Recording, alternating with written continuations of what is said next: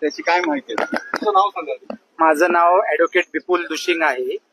मी या केस हगवणे प्रकरणामधल्या 1 ते 5 म्हणजे सर्व हगवणे कुटुंबियांना रिप्रेझेंट करत आहे कोर्टामध्ये.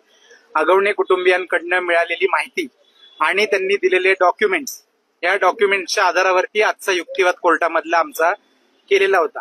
युक्तिवाद करताना कुणाचंही विनाकारण कॅरेक्टर असॅसिनेशन हा शब्द जो तुमचा प्रश्न आहे तो चुकीचा आहे. आमची युक्तिवाद असा होता की केवळ एकतर्फी तपास तुम्ही करू नये, पोलिसांनी एकतर्फी तपास करू नये. ह्या मृत्यूच्या मागचं कारण आमच्या हगवणे कुटुंबियांचं सुद्धा या वैष्णवीच्या मृत्यूमुळे अतोनात नुकसान झालेलं आहे. ती नुसती याची बायको नव्हती तर ती त्याच्या बाळाची आई सुद्धा होती. त्याच्यामुळे त्या बाळाला सुद्धा आई ते बाळ आईच्या प्रेमाला मुकलेलं आहे. ह्याचं वाईट वाटतंय आणि त्याच्यासाठी आम्ही पोलिसांना कळकळीची 16 तारखेपासून आम्ही सर्व कुटुंबीय पोलिसांच्या ताब्यात आहोत. तरी सुद्धा आम्ही त्यांना कळकळीने विनंती केलेली आहे की तिच्या कुटुंबियांना याबद्दल पूर्ण वेळोवेळी त्यांना आम्ही जाणीव करून दिलेली होती की तिच्या मोबाईलमध्ये आम्हाला आक्षेपार्ह गोष्टी सापडत आहेत, त्याच्यामुळेच तिच्या आणि आमच्यामध्ये वाद होत होते.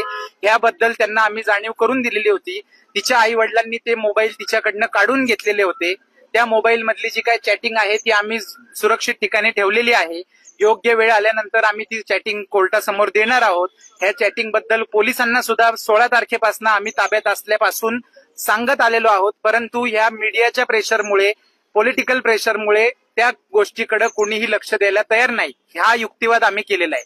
त्यामुळे कुणाचं कॅरेक्टर असॅसिनेशन नाहीये. आमचं म्हणणं एवढं आहे की वैष्णवीचा जो काही मृत्यू झालेला आहे त्याचा खरा कल्प्रिट कोण आहे, खरा दोषी याच्यामध्ये कोण आहे हे शोधलं पाहिजे पोलिसांनी प्रामाणिकपणे तपास करून.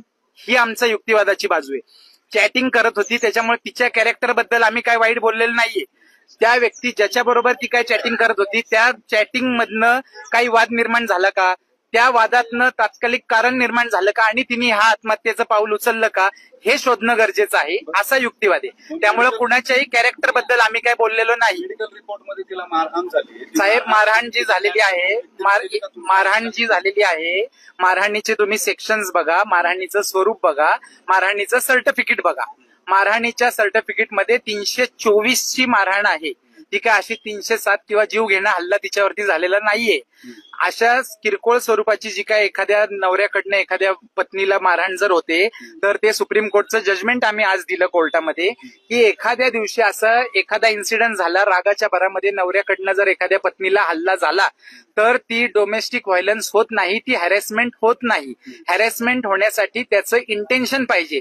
एखाद्या तात्कालिक कारणावरून एखाद्या मुद्द्यावरनं भांडण झालं, त्याचं पर्यवसन मारहाणीमध्ये झालं, ती हॅरेसमेंट होत नाही. हे सुप्रीम कोर्टाचा जो निकाल आहे तो निकाल आम्ही आज निदर्शनास आणून दिला कोर्टाच्या. ते काय माझं ओपिनियन नाहीये, तसे न्यायनिवाडे ऑलरेडी आहेत. ते न्यायनिवाडे आम्ही दिलेले. त्यामुळे त्यांना सुसाईड केलेलं होतं का सुप्रीम कोर्टाने जी ऑर्डर केली आहे? सुसाईडच्याच केस मधले आहेत ना, सुसाईडच्या. तिला मारहाण झाली. प्रत्येक मारहाण ही काय सुसाईड करण्यासाठी, उद्युक्त करण्यासाठी होते असं त्याचा अर्थ होत नाही. मारहाण करण्यामागे त्याचा हेतू पाहिजे. सुसाईडचा जो माझ्या विरुद्ध जो चार्ज लावलेला आहे, एखाद्या व्यक्तीला आत्महत्येस प्रवृत्त करण्यासाठी माझा हेतू तसा पाहिजे की या व्यक्तीला अशा प्रकारची हॅरेसमेंट करायची की त्याने आत्महत्या केली पाहिजे.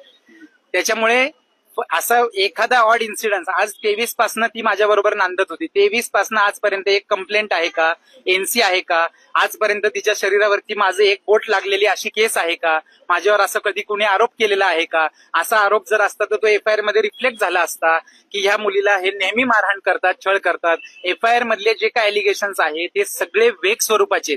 नेहमी छळलं, नेहमी त्रास दिला, सासूनी एवढा त्रास दिला की तिला जीव द्यायची इच्छा झाली. हे सफिशियंट नाहीये, हे वेग स्टेटमेंट आहे. ही आर्ग्युमेंट आम्ही केलेली आहे. त्यामुळे वैष्णवी वारल्याचं जेवढं दुःख तिच्या कुटुंबियांना झाले तेवढंच दुःख हगवणे कुटुंबियांना पण झालेलं आहे. ही आज इन्स्ट्रक्शन्स आपण जर कोर्टामध्ये आपण उपस्थित होता, कोर्टाची प्रोसिडिंग चालू होण्याच्या अगोदर कोर्टाची परमिशन घेऊन त्या लोकांच्या इन्स्ट्रक्शन्स आम्ही घेतल्या. त्यांच्या परमिशनने आम्ही त्यांच्याशी बोललो. ते बोलल्यानंतर 5ही आरोपी, हगवणे दोन्ही पिता पुत्र, आई आणि बहीण, तिघांचं 5ही लोकांनी आम्हाला एक वाक्याने हे सांगितलेलं आहे की याच्यामध्ये खरा तपास होणं गरजेचं आहे. आम्ही अडकलोय म्हणून आम्ही असं बोलत नाहीये. त्याबद्दलची त्या व्यक्तीची 18 तारखेला एंगेजमेंट होती, ती 18 आणि ही 16 तारखेला घटना घडलेली आहे. त्याचा का तुम्ही तपास आजपर्यंत केला नाही? मी जर 16 पासून तुमच्या ताब्यात ही व्यक्ती कोण आहे? आहे, नाव दिलेलं आहे तपास अधिकाऱ्यांना. ते नाव मीडियामध्ये आम्ही देऊ शकत नाही. त्या व्यक्तीला त्याचं त्यांनी शहानिशा करायला पाहिजे. तपास अधिकाऱ्यांना आम्ही नाव दिलेलं आहे, त्यांनी नाही दिलं तर अजून मी कस्टडीत आहे. विचारा आज जाऊन त्याला, आरोपीला. पण तुम्ही त्याच्याकडे कानाडोळा का केला 16 तारखेपासून मी कस्टडीत असताना? 16 तारखेपासून मी तुमच्या ताब्यात आहे. मग तुम्हाला मी नाव पहिल्या दिवशीपासून सांगते. 18 तारखेला एंगेजमेंट झाली त्या व्यक्तीची. तुम्ही का नाही त्याचा तपास केला आजपर्यंत? ते कारण नाहीये. हे कशावरून? हे तुम्ही का ठरवलं? मारहाण केली का नाही केली याच्यासाठी साहेब सीसीटीव्ही फुटेज जप्त झालेले आहेत. वळ जे तिच्या शरीरावरती आहेत ते वळ कोणत्या इन्सिडेंट्स मधले आहेत, कशाचे आहेत याच्याबद्दलचा संपूर्ण तपास हा आता पोलिसांनी केलेला आहे. त्यामुळे मारहाण केली, तिच्या अंगावर शरीरावरती वळ सापडले म्हणजे काय ह्यांनीच मारहाण केली असा अर्थ काढण्याचं कारण नाहीये. कारण ही व्यक्ती ज्या वेळेस घटना घडलेली आहे त्यावेळेस घरामध्ये कोणीही नव्हतं. 5 आरोपींपैकी एकही व्यक्ती घरी नव्हता आणि ती एकटी असल्यामुळे तिने ह्यांनी दार तोडून तिची सुटका केलेली आहे. त्याच्यामुळे तो जो काय यांनी पहिल्या दिवशीपासून ह्या प्रकरणाला जो काय वेगळं वळण देण्याचा प्रयत्न केलेला आहे. कारण का दिलेलं आहे तर एकतर्फी बाजू ऐकून तुम्ही सुद्धा सगळ्यांनी रिपोर्ट केलेलं आहे. आजपर्यंत ही मला आज आम्ही येणार नव्हतो, येण्याची आमची इच्छा नाही, पण आज आम्हाला त्या कुटुंबाने कळकळीने विनंती केली की तुम्ही निदान या माध्यमातून तरी पोलिसांना योग्य तपास करायची विनंती करावी. कोर्टाकडनं डावरी सर मागू शकत नाही. 40 लाखाची यांनी फॉर्च्युनर दिली म्हणतात. याच्याकडे ऑलरेडी 90 लाखाची मर्सिडीज आहे. 5 कोटीच्या गाड्या घरात पार्किंगला आहेत. त्या गाड्यांना कोणी हात सुद्धा लावत नाही. त्यांनी ऐकून घ्या सर, वापरली कसं असतं सर, डावरी आणि वडिलांनी, आता आपल्यालाही मुली असतात, आपल्याला आपण वडिलांनी स्वेच्छेने मुलीला दिलेलं बक्षीस, गिफ्ट, ह्याच्यामध्ये फरक आहे. बक्षीस दिलेलं ह्याला डावरीच्या व्याख्येमध्ये ते मोडत नाही. डावरी ही मागितल्याने दिलेल्या ज्या गोष्टी असतात, मागितल्यानंतर त्याला डावरीची व्याख्यामध्ये बसतं. त्याच्यामुळे जे काय व्याख्यामध्ये बसतं, त्याच्यामुळे जे काय वडिलांनी तिच्या स्वेच्छेने बक्षीस दिलेलं आहे त्या बक्षिसाला कुठल्याही प्रकारे त्याला एक, तुम्ही म्हणता एवढे फायनान्शियली साऊंड फॅमिली होती ती, तिचं सोनं 51 तोळे त्यांनी बँकेत ठेवून साहेब कशासाठी? प्रत्येक बिझनेसमनला तुम्ही आता मोठमोठे बिझनेसमन बघा, इमिडिएट फायनान्स उभा करण्यासाठी प्रत्येक बिझनेसमनला बँकेचा कर्जाचा सहारा घ्यावा लागतो. यांची सुद्धा फॅमिली बिझनेसमध्ये आहे. यांच्या 5 रजिस्टर्ड कंपनीज आहेत. They are financially sound family. त्यांना अचानक एखादे फायनान्शियल क्रंच आला, फायनान्समध्ये जर त्यांना आवश्यकता वाटली तर सगळ्या कुटुंबाच्या, ह्याच्या तिचंच काय, ह्याच्या आईचे, ह्याच्या बहिणीचे, घरातल्या प्रत्येक व्यक्तीचे दागिने गहाण ठेवलेले आहेत. आणि तिची जर तक्रार असती दागिने गहाण ठेवण्याबद्दलची तर FIR मध्ये आली असती. तिने आजपर्यंत तिच्या आई वडिलांना विरोध केला असता. सगळ्यात महत्वाची बाब एक लक्षात घ्या, 23 तारखेला लग्न झालेलं आहे. 23 तारखेनंतर मुली वैष्णवीच्या नावाची 2023 ला लग्न झाले. 23 नंतर वैष्णवीच्या नावावरची प्रॉपर्टी तिच्या घरच्यांनी विकली आहे. तिला वैष्णवीला आम्ही नेऊन सोडली, तिला न हरकत द्यायला. ती प्रॉपर्टी बिल्डरला विकलेली आहे. मग हुंड्यामध्ये इंटरेस्ट असणारी फॅमिली अशा पद्धतीने तिच्या प्रॉपर्टीला नो ऑब्जेक्शन द्यायला लावेल का त्या मुलीला? बांधकाम व्यावसायिकांकडे जाऊन परस्पर भेटत होते असं तुमच्या आशेबद्दल का आरोप केला? तेच तर आरोप आहेत. आता त्यांना काय सापडत नाहीये ना आमच्या विरुद्ध. त्यांना फक्त एवढंच विचारा तुम्ही की तुमच्या मुलीचं ना हरकत तुम्ही घेतली का, प्रॉपर्टी विकली का बिल्डरला लयच्या लग्नानंतर? त्यावेळेस तिच्या सासरकडच्या लोकांनी ऑब्जेक्शन घेतलं का? तिला आणून सोडलं का घरी ह्या ट्रान्झॅक्शनसाठी, या व्यवहारासाठी? निलेश चव्हाण बाबत पण तुम्ही निलेश चव्हाणचा काय साहेब, निलेश चव्हाणवरती हा पूर्णपणे अन्याय झालेला आहे. निलेश चव्हाण हा त्याचा मित्र आहे. अशा एवढ्या वाईट परिस्थितीमध्ये त्यांनी त्याचं मैत्री निभावली. ते बाळ बघण्यासाठी 5 लोक तुरुंगात असताना ते लहान बाळ कुणी बघायचं होतं? ह्यांना अंत्यविधी झाला तेव्हा ह्यांनी बाळ काही नेलं नाही. ते बाळ बघायचं कुणी होतं? मग ह्यांनी रिक्वेस्ट केल्यामुळे ते बाळ त्यांनी सांभाळलं. त्यांनी बाळ सांभाळलं, ही माणुसकी दाखवली. उद्या सोडून गेला असता. पोलीस आहे, मीडिया माझ्या विरोधात आहे, पोलीस माझ्या मागे लागलेले आहेत, कशाला बाळ पकडायचं? तर कोणी त्यांनी बाळ सांभाळलं, त्याचा दोष काय त्याच्यामध्ये?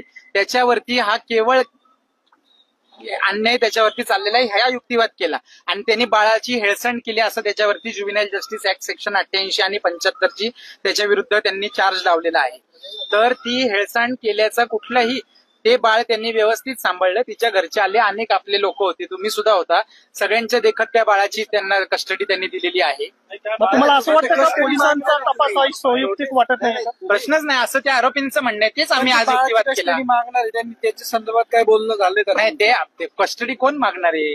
त्याचा बाप जिवंत आहे त्या बाळाचा, कस्टडी कोण मागू शकतं? नाही, पण तुम्ही तो माग- natural हे guardian आहे ना, तो जिवंत आहे. अगवणे मागणार ताबा मागणार का ते? एवढा अन्याय होतोय म्हणताय, पण ते त्याच निलेशनी बंदूक दाखवली ना तिच्या आई वडिलांना. साहेब, बाळ आणायला गेले साहेब, तेव्हा तो रिव्हॉल्वर दाखवतो. ऐकून घ्या. कुठलीही गोष्ट there is a method in madness also. तुम्ही दिलं होतं का त्याच्या कस्टडीत? बाळ दिलं एक्स व्यक्तीने. मागण्याची पद्धत आहे का? तुम्ही असा मॉब घेऊन 100 लोक जाऊन त्याच्या घरी दादागिरी करायला जाणार का? मागण्याची पद्धत आहे का नाही? तुम्हाला रितसर तुम्ही जर जाऊन कायदेशीर प्रक्रियेचा अवलंब करून गेला असता, आज त्या बाळाचं संरक्षण करण्याची जबाबदारी ह्या आगवण्यांनी त्याच्यावर दिली होती ना. नाही, पण आता आपण अगवणेंकडे ते बाळ येणार की नाही येणार त्याची आता कस्टडी त्यांच्याकडेच आहे ना बाळ त्यांच्याकडेच आहे ना. आता ती लिगल बॅटल कोर्ट काय देईल निकाल त्याच्यावर त्यांनी अर्ज करावा, त्याच्यावर कोर्ट देईल. चॅटिंग वगैरे होतं किंवा हुंडाबळीची पण ही केस आहे, मग आरोपी का फरार होते? म्हणजे 8 दिवस साहेब, आरोपी त्याला फरार म्हणणं हे शब्दच चुकीचं आहे. फरार म्हणणं, तुम्ही जर सुप्रीम कोर्टाचे न्यायनिवाडे बघितले तर एखादा इनोसंट व्यक्ती पोलिसांचा ससेमिरा, त्यांची अटक याच्यामुळे डिप्रेशनमध्ये येऊ शकतो आणि तो स्वतःचं अस्तित्व काही काळ लपवू शकतो. ह्याला कोणी फरार म्हणू शकत नाही. फरार म्हणण्यासाठी त्याच्यासाठी वेगळे पॅरामीटर्स आहेत. फरार नाही, त्यांना उशिराने अटक झालेली आहे आणि अटक कशी झालेली आहे ते सुद्धा सगळं कागद आहेत, रेकॉर्ड आहे, त्याबद्दल काही हे नाही.